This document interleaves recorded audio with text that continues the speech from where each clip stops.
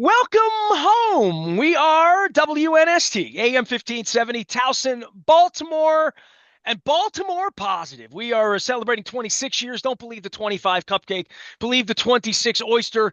And we have our 26th anniversary oyster tour in progress right now, releasing all sorts of things. By the time you're hearing this, my dear friend Ray Bachman, our longtime executive producer, is battling cancer. There's a GoFundMe page. I want to make sure I'm promoting that all week long as well. He was one of the early oyster days. And we did the Oyster Tour back in September, getting it out here in October. All of it brought to you by our friends at the Maryland Lottery, in conjunction with our friends at Curio Wellness. I have my Curio and Foreign Daughter shirt on right now, as well as the Move Balm on my back. I got to stay loose for all these up all night World Series games we have with the mighty Dodgers and the mighty Yankees, but not the mighty Mets. As well as some football this week. Our friends at Jiffy Lube Multicare send Luke out on the road, and our friends at Liberty Pure Solutions, in conjunction with Curio Wellness, and our friends at the 1-800 Clean Water. I've almost drunk all of this water, this Liberty Pure Solutions water. They keep my water clean around here, and we're really appreciative for all that they do, for all of our sponsors that keep us going through another World Series without the Orioles, which I'm wearing my Curio Wellness orange shirt on and longing. Janet Marie Smith's a friend of mine. Luke, I don't mind saying that. She's an executive vice president with the Los Angeles Dodgers, as well as the Canopy folks that should be getting some of your tax dollars to make the city and downtown and the stadium better. It's not hard to pick sides, but it really is picking between the USA and Russia if you're, I don't know, I'm making it up, Belize, when it comes to superpowers and money and like all of this that goes on with baseball and money and $300 million payrolls and all that. But I'll say this, it's been good baseball. Baseball has improved what they do in October. It's been sell you the whole seat, only use the edge a little bit. Juan Soto, there's been stars. Hasn't been all 7-game walk-offs and whatever. Been good baseball this month, Luke. I mean, my wife and I were watching baseball. We've dedicated hundreds of nights this year to watching baseball. Yeah, I mean, I guess my only complaint would be the NLCS. Every game was a blowout, right? I mean, it kind of you didn't have too much drama within each game. It was back and forth and went 6 games.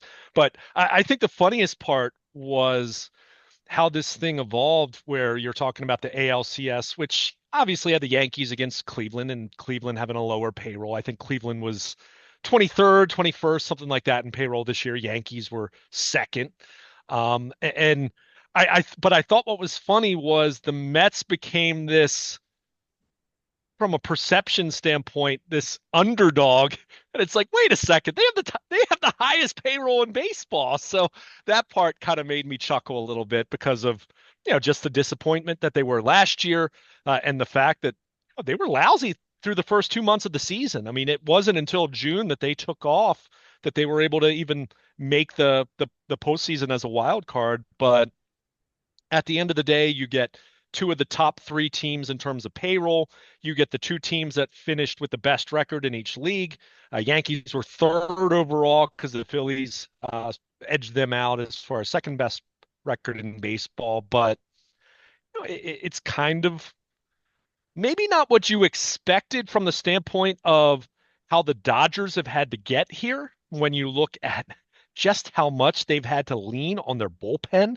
When you consider what they used 3 starters in the NLCS, and 2 of them, Yamamoto and Walker Buehler, have dealt with injuries throughout the season. Jack Flaherty was their trade deadline acquisition, and even his velo was down in Game 5 to the point where it raised a little bit of concern. So it's really been the Dodgers hitting the ball, obviously, and that part's not surprising, but leaning as hard as they've had to lean on their bullpen. And that's where, as we're kind of sizing up what this World Series, how it could play out, that to me is the stark contrast. Whereas the Yankees, even though the Yankees starters haven't been going 7 innings every start, they do have 4 guys that they line up and feel pretty good about handing the ball to as starters. Whereas the Dodgers, I mean, would you call it I maybe was two and a worried half for them? starters. Hang on, you're like there was no drama. Dude, the Mets had the bases loaded in a 3-run game that was a 5-run game. and I'm trying to watch Sunday Night Football. You know, I don't know how I feel. Are the Dodgers going to make it to Game 6? You know, I mean, I, Well, and I, that's the big question. I mean, at this point with their bullpen, and by the way, this is why you heard me talking about the Orioles bullpen all year long. You see how hard these teams lean on their bullpen. I mean, even in the case of the Yankees, who have a good rotation, who have guys that they feel pretty darn good about giving the ball to. I mean, think about it. Other than what was it, Rodon in game one against Cleveland, I don't think they had another starter get out of the fifth inning. I mean, that just speaks to how hard you lean on your bullpen. And I think the big question here for the Dodgers specifically, since they flat out had two bullpen games, and that's not even counting, Flaherty getting knocked out after three in game five, where, your bullpen had to go that distance. I do wonder adding that extra round to the playoffs. We saw this big time with Clase with Cleveland. I mean, a guy who gave up more home runs in the postseason than he did in the entire regular season. I do wonder with that extra round added and just the grind that it is navigating, even if you're a team that gets a bye, still having to get through the division round, division series round, getting through the LCS. And now it's like, okay, you've made it to the World Series. My question is, how much will these bullpens have left, specifically, especially on the Dodgers side? But you're right. I mean, sure, they're.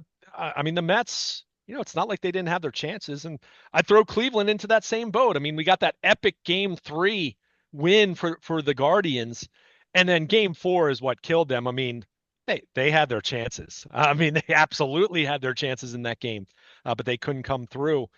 But at this point in time, these bullpen arms, guys have been, these managers lean so hard on them, so many high leverage situations, times where they're coming into the game at weird times. I mean, look at how the Mets brought in Diaz so early on Sunday night, just, because they knew the top of the Dodgers order was up and they were trying to keep themselves in the game. Dodgers were on But their third pitcher in the fourth inning, and it wasn't even like a knockout game for them.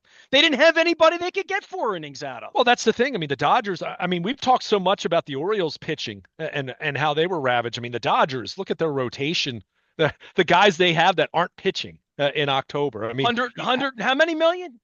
I mean, and Clayton Kershaw, who's not in that realm salary wise anymore, but was for a long time and is going to the Hall of Fame. How many times do you see dugout shots of him? And it's just like, oh yeah, Clayton Kershaw is not available in this postseason, even though he hasn't exactly been good in October in the past. But But Jack Flaherty, you're rolling him out at this point. yeah, I mean, it's more like we wouldn't have thought that was like acceptable here in August, and we had arms falling off. We were giving the ball to these Norfolk guys. well, but that's my point. I mean, Yamamoto had shoulder issues this year. I mean, Walker Bueller, what, hip, and of course he, had Tommy John a couple years ago. I mean, it's just it really does speak to the fact that, yeah, having Shohei Ohtani and Mookie Betts and Teoscar Hernandez and Edman doing what he's done. I mean, they've needed to hit. I mean, there's no doubt they have had to hit the baseball. And you look, I mean, what? Game 1, they scored 9. They lost game 2, of course. Game 3, score 8. Game 4, score 10. Score 12 or score 6 in game 5 in a losing effort, and then another 10 spot in game 6. I mean, they're going to have to score runs. But, the Yankees from a pitching standpoint, they've got a much more set rotation. The fact that the series doesn't begin until Friday, they have this longer gap to set their rotation. By the And that way, will that's help always weird now. We talk all this year. Barry Bloom and I had a fight back in August about, no, you take it. I don't want the division. I want a few days. I Yeah. don't want the days off. They all get a week off now. So everybody can get sort of rested, set up, but you're throwing on the side. You're hitting on the side. It's quiet. It's 5 days of quiet. It's not quiet in New York. Maybe in LA you can get away from it a little bit and it'll start out there. But, this is fun. And Yeah. look, you weren't born. I mean, I lived 77, 78, and 81, the Reggie Jackson. I mean, Reggie was here in 76 and hitting 5 bombs a game in 77 and 78, and George Brad, and like all that went on in that part of my childhood. So I was born in 68. So 9, 10, and 13 And in 81, the Orioles were the best record in both sides and didn't make the playoffs because of the split season, right? By the way, really good book written on the split season. If anybody wants to read it, I had a great guest on a few years ago, and a friend of mine who lives up in Cooperstown. You go check that out. It's called Split Season. He's a librarian in Cooperstown, New York. He's awesome. True, one of your nerds, one of your guys, one of my guys, one of our history guys, right? But speaking of history, just there's the whole Ron Say, Davey Lopes, Jerry Royce part, Don Sutton part of my Dodger Yankee fascination of those nights with my dad and watching Yankee Stadium and Chris Chambliss and just all that represented for me as a kid. There's a part for me that when it happened, and it's Yankees Dodgers. Well, it's Yankees Dodgers every year. I'm not of that era, of the Brooklyn Dodgers era, but it does feel like this happens more often than it happens. It feels like Yankees Mets Subway Series. Oh yeah, I attended those games. It was 25 years ago. So there is a point for, I think, all of it where maybe this is good for the game. Maybe it's good that Juan Soto's, maybe it's good for the conversation that Rob Manfred's talking about nationalizing the media part of this. And I always go back to the business of baseball. And I know that's not your jam, totally my jam, because Jack Gibbons, my boss at the Sun, made it my jam 35 years ago. And we started losing football teams and trying to keep baseball teams and then get a baseball team. And the Yankees got more money than we got. And they got the Yes Network. And we're going to regionalized and that, met Mr. Angelos and Sons. I lived through all of this, and we're still poor, and they're rich, and they're in the World Series, and we're not. And baseball's got to figure out the original Apple, Adam and Eve. You want to nationalize media revenue, but you expect the Tampa Rays to generate money. You expect the Baltimore Orioles to generate money when the Nationals are down the road. I'm using Mr. Angelos' words now, but we have the teams that spent the most are playing baseball this week, and we're all watching. And to some degree, the drama around Juan Soto and whether he'll sign there or not, where else is he? One or the other. I mean, the days of the guy from San Diego's dead. Mr. Rubenstein is talking money bags on NPR, avoiding me. Mr. Rubenstein, come on. I mean, come on, talk to a guy from Dundalk who does this professionally, and we'll talk about where your payroll, what's your plan? Because I know what the Yankees and Dodgers plan is. Spend more, make more, charge more. Spend more, make more, charge more. That's it. And you and I did an hour last week with my friend that lives in Arkansas who doesn't give Major League Baseball money that they need to sign Adley Rutschman or Gunnar Henderson. We all want Mr. Rubenstein to sign Gunnar Henderson, and that's great, except his agent won't sign. They're not going to sign. I just did some reading from 2019 on Scott Boras handing out these contracts that he hated back then. Now the plague's over. The stadiums are full. They're trying to figure out revenue. I'm trying to figure out how we keep up with this. I mean, they finished 3 games behind the Yankees in the AL East. The Yankees noted this is the first time the Yankees have been in the World Series in 15 years. It's not just about spending money. Now, if you look, and I went back and looked over the last 15 years of World Series, do you have to have the best payroll in baseball? No. Do you have to have second? No. Do you have to have third? No. Generally speaking, however, if you want to have longevity, if you want to have a window that is elongated and not just have a 3 or 4 year window where you kind of sort of have a chance, yeah, you probably need to have somewhere in the neighborhood of a top 12 payroll. I think that would probably be my general rule of thumb. And there are always exceptions. I mean, last year, the Rangers were 6th, the Diamondbacks were 20th, right? Go back to 2021, the Braves were 14th at that point in payroll. When the Astros first won the World Series, they were 18th. They got up to, about 5th in payroll. I don't think they've been higher than that, but that was kind of their peak going back. But they did invest the revenue. They had an owner that said, when we make more, we'll spend more. Kansas City lied. Well, Kansas City lied. Kansas City said, give us money, and they're, they are where they are now. But this is, and then there's the Pirates guy who stole my Free the Birds gig. I don't know if you saw that or not. I shared that on our Twitter. Sell the team, right? And sitting behind home plate at a World Series game and spending $2,000 to get sort of promotion for sell the team in Pittsburgh, where there's no hope. There was no hope here. that Angelos was ever going to operate in anything less than what Marty Conway called an unorthodox manner, but really a profitable manner. And certainly the way the kids just bagged money at the end between Masson lowering payroll, taking the national revenue that was there, not reinvesting it, knowing that they were, not buying enough ketchup to have for 3 months from now because they were out, even though they were telling the governor and other. I mean, it's been wishy-washy here, which is all the more reason as it comes back to us watching the Yankees and Dodgers. Mr. Rubenstein should be setting some clarity here above and beyond. John Angelos doesn't work here anymore, which was last week's press release. I keep throwing this out that like I really need to see some sort of plan to buy in. And you mentioned Cleveland. They were giving tickets away out there for game 3 when they went down 2-0 because the fans are just like, $50. I'm from Cleveland. I don't want to see them lose again. $50 American League Championship game ticket. I was kind of blown away.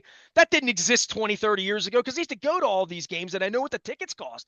And I just, for the other markets, the believability, if we go into 77, 78, and 81, where it is Dodgers, Yankees, Mets that happen to sneak through. And I can't believe you mentioned all the numbers. And I know it's been a while for Billy Ball and whatever. The A's were onto this before they added the other wild card team to sort of be able to sneak in to be good with no money. They made movies about it and all that stuff. It is they didn't even get lucky a couple of times. Sometimes when the lower, like you said last year, the Diamondbacks were 20, they sort of lucked in. I remember the Rockies won, 15 years. It's been a long time for some of these other teams to get in. But then the Angels were trying forever with Trout and Ohtani and couldn't piss a drop. And, these lopsided franchises. But then there's just the Angeloses and the Pirates just say, hey, we're making $30 million a year. The franchise goes up, $50 million a year. We're in really good shape here. Adley, go see the Rangers. Go see the Astros. Let them pay you. Whomever, and I'm making it up for him at this point because we're going to spend the whole offseason diagnosing whatever the diagnosis is with him. But for spending money, and Corbin Burns will be the first one for the fans here. Give him 230. We have to have one of those. Until his arm falls off and he's in the dugout chewing sunflower seeds and having Tommy John or whatever, Kyle Bradish, or whatever surgery you want to call it. Investing the money is different when you're the Orioles or you're the Brewers or you're the teams that don't ever invest, the Rays, the A's, whatever, the Las Vegas, Sacramento. They can't even get their franchises right. They can't get their television right. But Mr. Rubenstein's going to come in on a white cloud and be a savior. I don't know. I mean, if he's a billionaire. So if he wants to throw an extra 200 million at this over the next 5 years and say, here's $1 billion more into this, I'll get it out when we sell it for $3 billion, right? I'll get it out, whatever the math is for these sharp guys. But to your point, the first thing you would say to them, little Luke from Pennsylvania, if you marched in there and Rubenstein said to you, Luke, you're a really smart guy. You've covered baseball. Nestor's anointed you as a smart baseball guy. What do you think? You'd say, Mr. Rubenstein, you're going to have to spend some money, more than you have right now, more than Masson, more than your spreadsheet, more than Katie Griggs tells you she can get from Skyboxes, from Zips Dry Cleaning, or, Lido's Pizza, or whoever the sponsors are, CFG Bank, whoever it is, whoever the local people are. I'm just watching and I'm witnessing this from the outside and saying long term, we're not going to be able to live in that neighborhood. I'm a Dundalk kid. I'm just not. I can drive through Ruxton. I can drive through certain neighborhoods, but I'm never going to be able to afford to live there. Well, I mean, I guess my question is, well, what neighborhood are you talking about? If it's a top 5 payroll, then yes, of course. I don't think there's any way, and I don't think anyone expects that.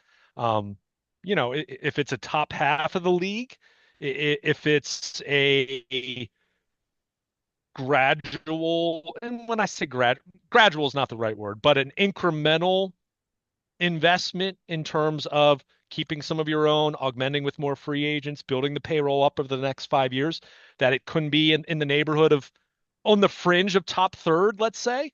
I don't think that's impossible, but it's got to be run right. But I'll also say this, and again, I don't want to just cherry pick here, because the Yankees, again, look how much money they've spent over the last 15 years, and they hadn't been to a World Series in 15 years. Look at the Dodgers and their regular season dominance over the last decade.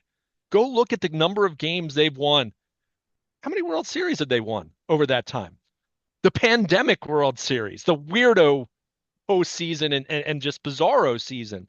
So again, it's not about spending that money is a requirement to win a World Series, but if you do want to get in that realm and stay in that realm in the long term, yeah, you're going to have to spend. And that's why I pointed out that the Astros, when they won their first World Series in 17, they were 18th in payroll. 2 years later, when they lost to the Nats, they were eighth.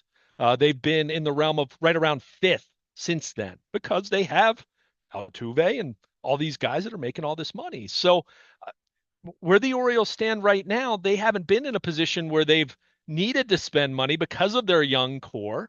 But now you're seeing where, okay, they hit a hiccup in terms of on the field, second half of the season. And look, everything that went wrong for them, the Yankees are playing in the World Series, and the Yankees finished 3 games ahead of them, right? This wasn't the Yankees winning 115 games, and the Orioles are sitting there at 83 and 79, and it's like, oh my gosh, how do we close the gap? It's not that dramatic. But that said, you do have work to do. And this is now, and we talked about this last offseason. We're very clearly now with new ownership, where you can't even say, okay, where does John A. fit into this? And are they going to spend any money and all that? That's why it's so exciting to me, gone. because it is Right. different. There are possibilities now. Yeah, I mean, I don't know what they are, and I don't know the honor and again, of these. That's why I'm testing all of this, saying, are you Sure. credible people? I mean, what are you about, David? I mean, you're about making television commercials and handing hats out. That's great. Come meet me for a beer. Let's talk about the Aparicio family and everyone I knowing being rest assured that this is no longer being operated in the fashion that I could not, in good conscience or in good citizenship or in just in who I am, endorse in the same way I can't endorse. Even though I'm wearing an orange shirt, I don't vote for orange presidents. There's things that I'm willing to stand up for and not stand up for as a citizen, as a media, guy, as a truth seeker. It's just to say this is different now. It really is different. Show me, because I'm seeing what the Dodgers and Yankees, I'm seeing what we're up against. I know not the battle, the war. Not the battle. You're 74, not the next 3 to 5 years where you've got these young guys, and for a dollar and a quarter, you think you can keep some of them. But I mean, Santander's a decision. Corbin Burns is his decision. I mean, there's just all sorts of things. The whole thing's a decision if Mike Elias thinks Rubenstein's a jerk, right? I mean, if they're not simpatico, the whole thing could get blown up here because that's what new ownership does. Ask Greg Bader, ask TJ Brightman. The new owners should be showing me something new. I just know what I'm going to see here the next 10 days, which is not the rich battling the richer, the majesty of baseball battling for our attention and for our thought that we're going to be the ones that go to the Bronx and beat their ass next year. And how are we going to do it? Well, I mean, look, they spend money. Like this is nothing new. We're not covering new material here talking about the Yankees and the Dodgers up. But I'll also throw out there, look at how good the Dodgers farm system has been over the years. And look how many guys that you've never even heard of are helping them right now. They're not all those guys are making, all those guys in their bullpen they're not all $10 million pitchers. I mean, they're not. But our number 3 starter was one of their guys, right? Literally. Right. Yeah. And I mean, on the Yankees side, again, look at some of their players. Okay, Juan Soto, granted. Aaron Judge, granted. I mean, you're talking about 2 of the best players in the universe, right? And that's not anything new. But look at some of the other guys that have contributed for them in ways that you necessarily, I mean, look at how their closer emerged. I mean, we were talking about in our previous football discussion, we were talking about kickers. Look at the controversy that they had. We talked about the Orioles with Craig Kimbrell and what happened there and Sir Anthony Dominguez coming in and becoming the closer. I mean, the Yankees dealt with the same thing with Clay Holmes, right? And Luke Weaver comes in and has, for the most part, done a fantastic job for them. I mentioned their their rotation being much more stable and deeper than what the Dodgers' current rotation is, whatever that, I don't even know if it's a rotation. Like I said, it's like two and a half guys and a bunch of bullpen arms. Almost reminds me of where Cleveland was in that Cubs year, where the Indians at that point in time had like two starters and they just leaned on their bullpen, Andrew Miller and their bullpen so hard at that point. Um, but but at the same time, I mean, the Yankees, they've had to reshuffle their bullpen and they've got some guys. So I mean, yes, the money gives you such a much larger margin for error because we also know that these teams have a lot of money either sitting on the sideline or underperforming in certain spots. And maybe Giancarlo Stanton wouldn't was the regular season example, although he's looked like Babe Ruth in October. But we also know that Yankees fans have complained a lot about him the last couple years. But the point is, when you're the Yankees, the Dodgers, the Phillies, any of these teams that are at the top of market in terms of payroll and giving out big deals, we know that they have margin for error. We know that a lot of those deals don't work out, or they work out for 3 or 4 years, and then the back half of the deal just stinks. I mean, we've seen that over and over and over. Teams like the Orioles, who can get to a point where you invest and your payroll starts to trend up. I mean, we saw this in the Duquette era. I mean, where their payroll was in 2012 compared to where it was in 16, 17, 18, they had made investments. Now, they weren't good investments necessarily, but they had made But financial they investments. also had to wave bye-bye to Markakis. They also Sure. had to wave bye-bye to Nelson Cruz, right? They also didn't have enough money to keep Machado, and they gave too much money to Chris Davis. So I just gave you 5 or 6 pieces there, right, that they didn't figure out during that era. And we're looking at whomever, Kauser, Kerstad, Holiday, Rutschman, Henders, just go through the list of potential guys that can get their money, let alone pitching, which you don't think they have enough of. You don't think they draft well enough. You and I have discussed philosophically. I don't think they care as much about pitching or had to care as much about pitching as they're going to have to care about it when it comes down to it. And even in the case of like Cleveland felt like they had like the best bullpen situation. The Phillies thought they had it handled, didn't even make it the last week, right? So there are these good bullpen situations, and I'm 100% with you. And if the Dodgers do win, it'll be because they held it together. Because it's not going to be their starting rotation. It's going to help them win the World Series this week. Well, and some of what you just said also lays out an argument to be made for there's a lot of this is random in October. I mean, it is. I mean, we just said it. If it were truly only about spending money and only about having the highest payroll, the Dodgers and Yankees would be meeting in the World Series for like the seventh time in the last decade, right? I mean, that's kind of the space we're talking. But if So, it's about payroll on a Tuesday night in May when the Orioles go to New York and play the Yankees and beat them and win the season series, doesn't matter to one as a third of the payroll of the other. Like, right? I mean, right, we've done okay against the Yankees.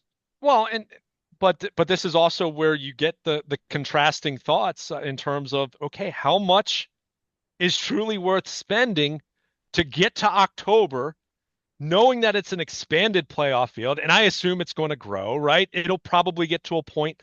I'm guessing they're angling for the day is going to come where they expand by two more teams and they get to 32 and they're going to want 16, a 16 team playoff field and they'll have eight in each league. And look, that's not next year or the year after that, but at some point, probably in the next decade, right? I mean, I think that's fair. They've been eyeing markets like Nashville or potentially Montreal or maybe Charlotte. I don't know. I mean, we're going to see Las Vegas is going to be added to that mix here in the next few years, we think. So, but the point is when you have an expanded playoff field, and I just rattled off all the teams that okay, high payroll teams absolutely have an advantage, but these lower payroll teams don't necessarily. Cleveland was a couple wins away, right? I mean, the Diamondbacks were 20th last year. The Braves won it at 14th 3 years ago. So you look at it and you say, if you are a team like the Orioles and or the Rays or Cleveland or go on the National League side, Milwaukee's a good example of this, where you look at this and say, okay, we can expand our payroll, but how much is it really worth it to us to overextend ourselves, knowing that go look at the Dodgers, how much insane silly, absurd amounts of money that they've spent. And to this point, and maybe that changes in 10 days, and we're revisiting the Dodgers winning another one, but they've won one World Series through this period of time where they've spent so much insane money. And yeah, they've won a heck of a lot of regular season games, but the Dodgers have also been known as flaming out early in the postseason a number of times. So if you're one of these small to mid market, and whatever, however you want to describe them, however you want to characterize it, there is a thought of how much money is what's the sweet spot. We want to maximize our odds of getting in, but then we also know that a lot of randomness and variance takes over. I mean, that was always the Billy Bean model, was let's just get in. Like, how much can we spend? We know ownership isn't going to give us a lot of money. How much is the least amount that we can spend to get in? And then after that, the thought, the philosophy, whether it's right or wrong, and the truth is probably somewhere in between, right? That you can then make that run, and you can capture lightning Well, in and a we'll bottle. make it up around the trading deadline by having a second Sure, baseman we can deal and get sure, a bullpen arm and yeah, get whatever our need is at the time. right. One thing I think we've learned over the history of baseball, as much as we beat each other up March 28th about who's coming north with the team, the amount of players you need and the amount of players you need named Eloy Jimenez and the players that were Rogers, these guys that were going to come up and be a part of it in some way. Um, Whether you want them to be or not, be through injury, attrition, wherever it's going to be, you're you're you're going to want an adjustment period in the middle of the season. That's what the trading deadline's for, is to retool. And when you win that, as much as we talk about it for weeks, you're like, well, that shouldn't be the thing that wins it. That's a thing that can certainly augment it and can certainly right your wrongs if you have a system and money, right? If you have money and guys at double A and A ball that are prospects, you can find a situation, you can find a seller. You can. I think that's becoming more complicated now, though. And I think we saw that with, I mean, think how much talk there was about the kid for the White Sox, Crochet, and Tarek Skubal, who ended up pitching in the postseason because the Tigers went on this unbelievable run. But that speaks to it, though, right? I mean, the Tigers were sellers. Keep in mind, they traded Jack Flaherty. Think about it. The Tigers were in the postseason. They sold Jack Flaherty to the Dodgers. So with an expanded playoff field, I think everything you just said about the trade deadline applies, but I think that scope is narrowing in terms of an opportunity. I think we But saw that's this. where you can take on payroll. I'm saying get a pitcher. You can That's where you you can take on can $10 million and for say, Zach Eflin, right? right, I mean, exactly. And it's not going to be, but that's where it is a little bit different. I mean, I I I don't want to get ahead of myself because I might be leaving one out, but generally speaking, you're not going to see an absurd contract change hands at the trade deadline. You'll see someone who has a year or two left on their deal, like Eflin, right? I mean, that was real money that the Orioles took on there, but not franchise altering. That's it's not like it was a Chris Davis contract, right? So you have some of that. And look, I mean, to go back to the Billy Bean example, look how many times over the years that the A's, even in the midst of a season, they would take on a contract and you'd say, wow, wait, are the A's actually not going to be a bottom feeder?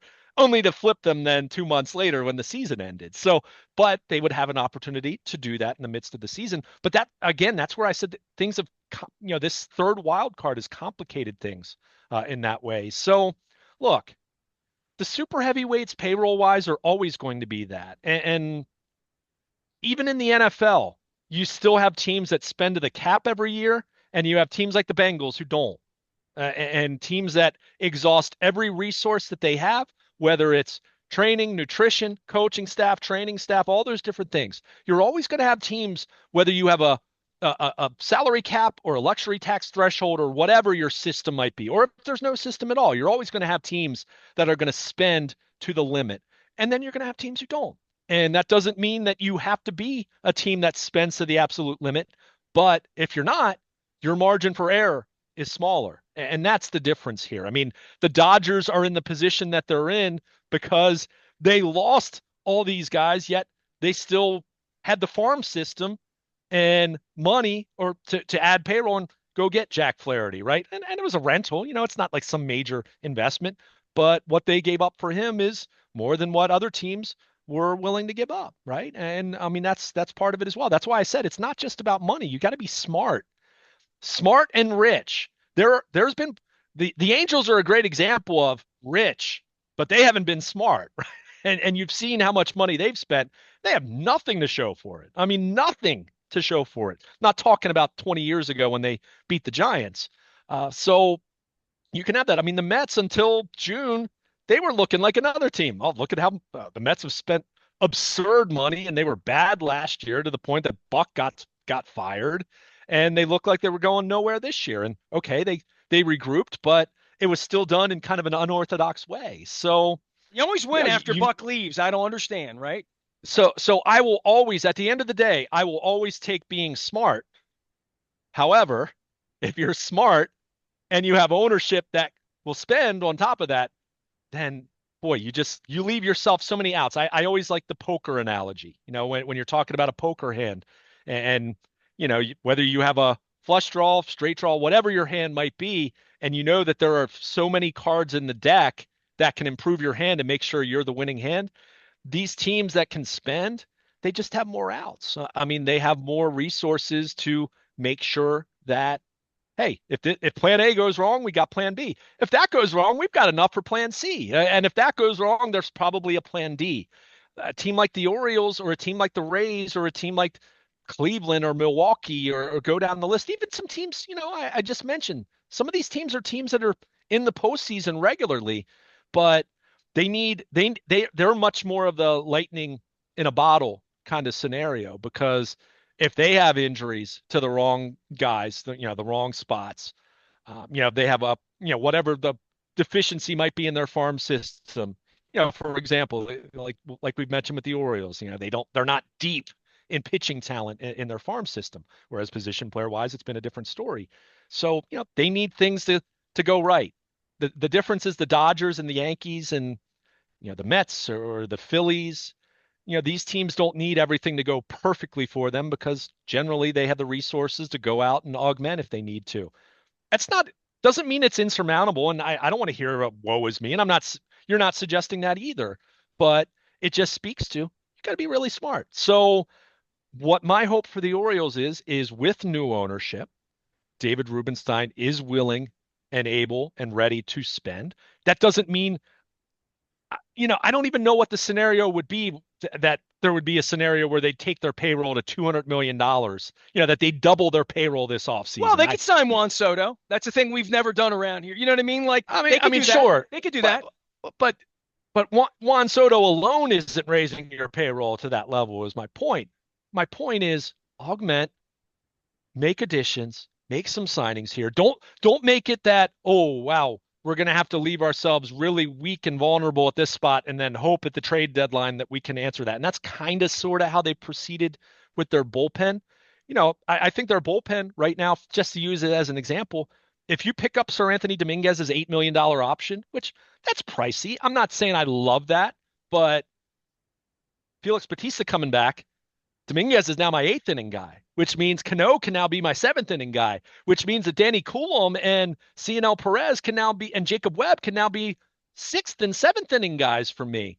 That's the makings of a much better looking bullpen on paper. Obviously, Big Felix has to come back and look like Big Felix, and there's always a little bit of unknown there. But, my point is there's an investment that isn't going to cripple you, but if you keep Sir Anthony Dominguez in the mix, then that bullpen is looking way better on paper.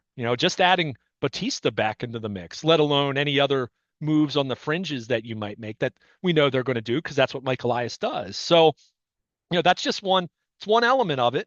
But are you going to be more willing to do things like that? That we saw it at the trade deadline and we complimented them on that. I mean, they took on Eflin for next year. Eloy Jimenez, who did not work out, but they took on a little bit of money there, or potentially we're going to take on money there. Dominguez. I mean, I mentioned him. So you're in a position where the payroll I think finished the year 24th, 23rd, something like that. They right around. I think their year-end 40-man roster was just over $100 million. I mean that's what we're talking about here. I mean, that's $100 million payroll is now considered below average. I mean, that's where we are now. I mean, it's considerably higher than where it was 2 years ago for the Orioles. But now, what can you do? And look, it doesn't have to be Corbin Burns. But if it's not Corbin Burns, it needs to go. You need to go get another starter. Whether that's Blake Snell or some other Zach Eflin type of guy that's available out there. I've never been a guy that talks about $200 million contracts for pitchers, but you did hear me a couple off seasons ago say, "Man, I really liked how the Rangers went out and signed Nathan Eovaldi. I liked that deal, and look at how that worked out for them. He was a prominent member of a World Series winner. So there are always moves to make. It doesn't have to be the biggest fish, but you are going to have to go out and get a fish or two, right? I mean, it at least needs to be that, you would think. And, whatever happens with Santander, again, I don't think it necessarily has to be that you re-sign him, but if it's just, oh, say goodbye to him and you hand that job to Heston Kjerstad and that's that, and you're not doing anything else anywhere else, then to me, you're still relying too much on your young guys. And I still would like to see them bring in a, for me, my preference would probably be more of a right-handed bat to add to the mix. That veteran player, maybe someone who has some postseason experience. Again, I don't know who that is off the top of my head, but those guys are out there. The postseason is expansive now, so you have many more players out there who have postseason experience. I mean, that's just the reality now when you have 4 rounds of postseason now. So, there are many ways, there are many paths here. It is not, oh, the end all is be all must be re-signing Corbin Burns or must be re-signing Anthony Santander. But to your point, if the plan is those guys walk out the door and you're just saying, well, we're just going to fill with internal options, that's not going to inspire any confidence. That's not going to sell this brand to people and get them excited in the offseason because let's face it, the second half did some damage in that way. Not irreversible, not something that can't be overcome, but people were disappointed. That's a big reason why they didn't show up for the wild card series. It's because they'd played mediocre sub 500 baseball for 3 months. I mean, that was a factor. It absolutely was. So what can you do this offseason to, for me, it's not even like, oh, make a splash, like it's not just make a move for the sake of it. It's go make a move that you really have conviction about and saying, man, this will make us a lot better.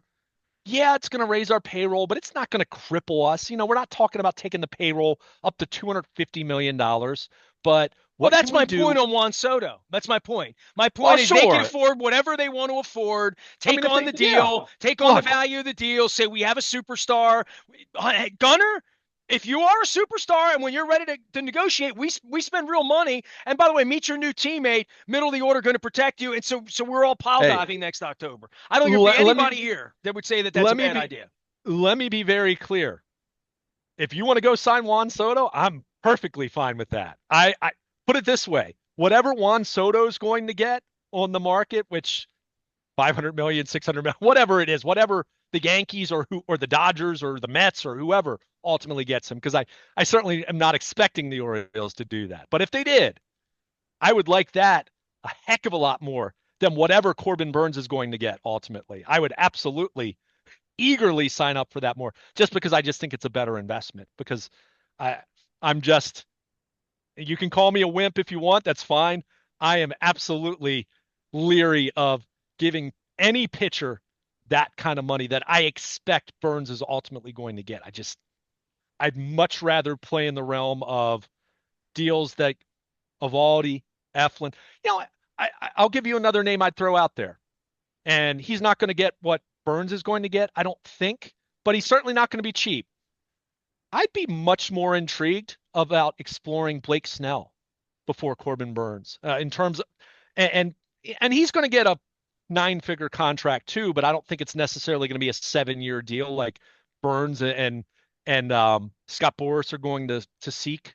I don't think. I mean, who knows? It only takes one team, but I don't know. I mean, I'm fine with going out and signing starting pitching, but I'd much my personal belief is I'd feel much more comfortable in that second and third tier of starting pitchers rather than that top of market 7 year deal. I'd rather, if I'm going to sign Corbin Burns, I'd rather give him a 3 year deal and absolutely blow him out of the water from a average annual value standpoint. Instead of a 7 year deal, I'd give him 3 years, $120 million or something like that rather than 7 years at, you know, 200 plus, whatever it is. So Right. that's just my personal preference, though. Some people sitting here are probably yelling at me saying, "Luke, you don't like Corbin Burns." I mean, it's not disliking Corbin Burns. It's just knowing what the reality of of pitching is, and to the point, going back to the top, the beginning of our discussion, talking about the Yankees, Dodgers, Mets, the Phillies, these teams that are at the very top, they have a bigger margin for error. The problem with the Orioles is, yeah, you can give Corbin Burns that deal. They absolutely could. But heaven forbid, if he gets hurt, they don't have the flexibility to pivot in the way that those other franchises that are the biggest markets do. So again, smaller margin for error. So you've got to hedge your bets a little bit. And that's why I said for me, I'd be much more in that second tier pitching market to go out and see if you can get another Zach Eflin, type, someone like that to add to the mix who I get it isn't going to be a bona fide ace, but could certainly profile as a top half of the rotation guy to add to Eflin, Grayson Rodriguez, and what you hope, not that you're expecting, but what you hope, maybe Kyle Bradish the second half of the season, maybe Tyler Wells the second half of the season. So, you know, they've got work to do. There's no doubt. But I'll also continue to remind, with everything that went wrong this year in the second half, still won 91 games, still made the playoffs, still were in a position where just score a couple stinking runs and they would have at least been playing in the division series. So, it's one of those deals where they're not so far away, but they're at least far away enough that, hey, you've got some work to do this offseason to get yourselves back on track. And I'm hoping that ownership is ready to step up. I'm cautiously optimistic that they will. And now it's just, if that's the case, that it's on Mike Elias. Hey, go out and make the move or two or three moves that can optimize this thing because there's still a lot going for them at the end of the day. Luke Jones is here. He is Baltimore Luke. I will say this. I'll leave you with this in regard to me saying Juan Soto, and I would say this to Katie Griggs or to Mr. Rubenstein if I see them. I'll be writing to both of them regularly. I have a feeling, but why can't we have nice things? And is the prerequisite of having nice things we have to buy the playoff tickets and come down, or what comes first? And in San Diego, they didn't think that they could sign players, and then they started doing it and started selling Yeah. jerseys and started getting people riled up and started marketing the team. And next thing you know, they have a thing in San Diego that I don't know if it financially supports it or not. Seidler's dead, the new ownership, what they would want to do, what they're going to find. But these guys are Mr. Moneybags. This isn't John A. and Mama A. watching every paperclip because that's where the old man was, right? Like, these are billionaires that came into this and they want to feel Mr. Big Pants. I mean, that's obvious. There's an ego level here for David Rubenstein that I've witnessed the first 6 months. And I'm a guy here with the larger ego of the two of us. So I think I'm fair to say that at 56 years old, I can evaluate this, that they didn't buy this just to get richer. They bought this to win. So if you're going to be Mr. Big Pants and the modern day Steinbrenner out of benevolence or your altruistic civic concerns and philanthropy and whatever, the philanthropy begins when Juan Soto's available. Well, I buy my cigars on the top shelf. I buy my hotel rooms on the top shelf. I buy my liquor. I buy everything on the top shelf. But we're going to do Salisbury steak here when it comes to baseball. But I don't know. I don't know. I'm throwing this out because it's new for the first time in all the years I've been here. And I'll leave you with this, Yeah. Luke. And so this is where the smart ass in me comes out when I start to talk baseball with you, because I will be watching all these games this week. Awful announcing tweeted out on that godforsaken commie Twitter X thing. Rob Manfred wants to nationalize MLB media strategy, eliminate blackouts. It helps you in Pennsylvania. You get the Oriole games, helps my buddy Hells.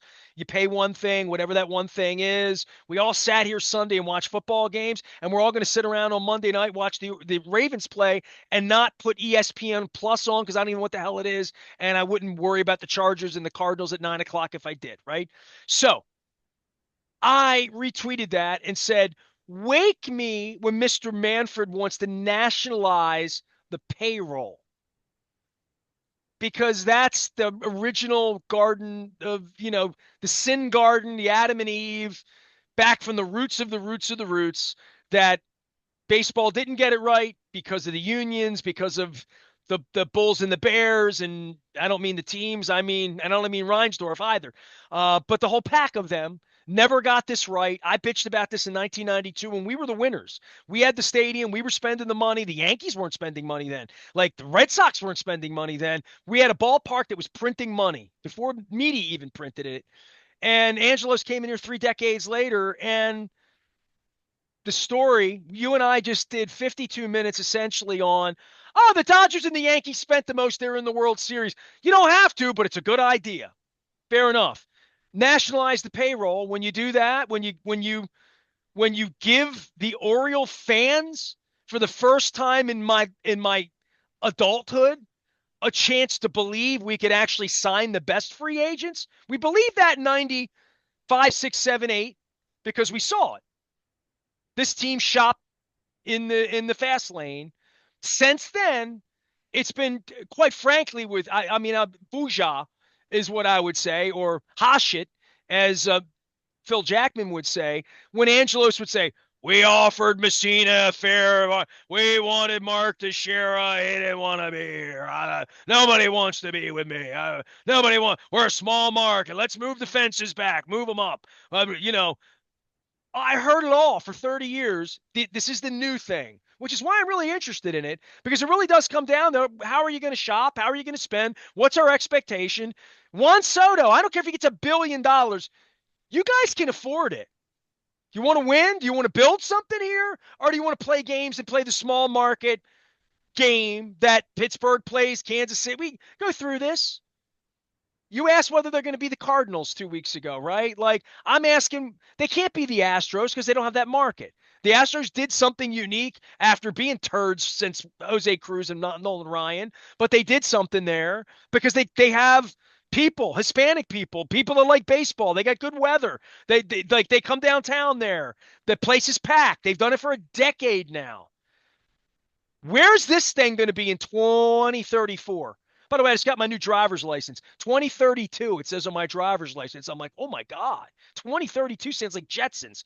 Doesn't sound like Jetsons if I'm Mike Elias and I'm trying to figure out a payroll, because you're going to be paying Juan Soto in 2032 if you sign him. You're going to be paying Gunnar Henderson in 2032 if you want him. So what's the plan? And how is it different? And where is the plan? You guys have had 7 months. You're billionaires. You got the smart cookie coming in from Seattle who's worked in baseball. You got everybody sort of rooting for you a little bit, sort of. What's the plan? And this is the time for that. So Luke Jones and I will be monitoring that, as well as game 1 and game 2 and game 3 and game 4 and game 5 and the Ravens going to Cleveland this week. And we're going to be doing oysters and crab cakes.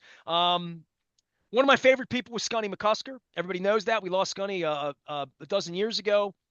Ocean City tragedy. We've had a lot of crab cakes, a lot of a Berea quesadilla, my wife would tell you, at the Nacho Mamas in Towson. We're going to be at Mamas on the half shell on Friday. I have the Raven scratch-offs from the Maryland Lottery to give away. Our friends at Jiffy Lube Multi-Care send Luke out on the road to practice all week. It's not all week, short week this week, getting ready for Cleveland. We have the whole Deshaun Watson mess and the Jameis Winston thing, and the aftermath of Ravens and Bucks on Monday night, but plenty of baseball around here as well. Maryland Oyster Tour is up and running on a daily basis. Love to my man Ray Bachman. He's a part of day 6, day 7 this week, and there is a GoFundMe page. If you love Ray, if you love his trivia, if you love his sports radio work here as my Kimosabi, support Ray. And our friends at Liberty Pure Solutions are supporting the Oyster Tour, as are our friends at Curio Wellness. I dusted off my orange Oriole shirt. Luke, before the segment, I have a Dodgers hat. Everybody has seen me in it. I know where it is. I just didn't grab it before the segment, but I'll be wearing my Dodger hat this week because I've done a lot of things in my life. I have never worn anything that says Steelers on it, although I did wave a terrible towel in the 95 Super Bowl, 96 Super Bowl. I've never worn any gear that said Steelers on it. I have never even pretended, even when I liked Chuck Knobloch and Tino Martinez and Roger Clemens, and they were all like good, decent guys to deal with back in the day with the Yankees. I've never worn anything Yankees, and that's not going to change this week.